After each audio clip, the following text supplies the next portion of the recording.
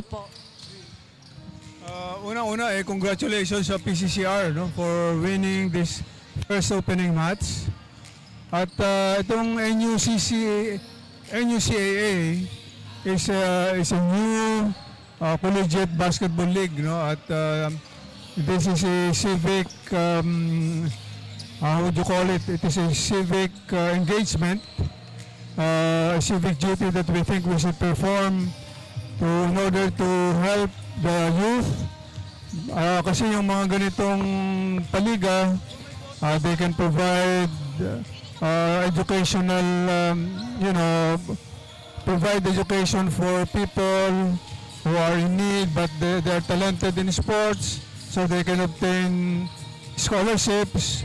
At in general, para mabigyan ng yung bang worthwhile activity, develop sports, kasi alam naman natin na ang sports ay importante sa building of the character of the person, especially the youth, to train him to comply with rules, train him to work with a team, train him to accept challenges and persevere.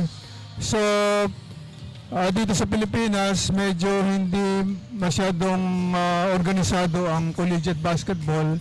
Hindi ka pareho sa Amerika na merong mga divisions, ano?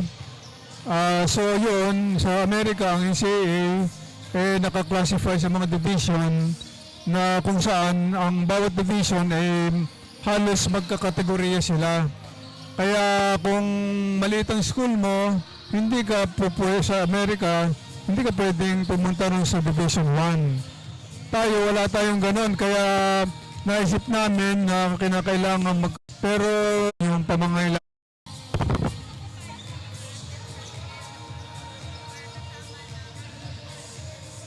Ang may papayo ko ay to persevere. Yun nga, no, yung isang objective ng ating paliga ay to develop perseverance at lumayo sa bisyo, dahil itong pagiging atleta ay very positive, ano?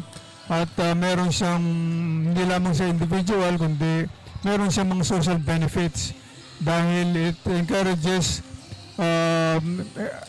yung cultural excellence. Sige.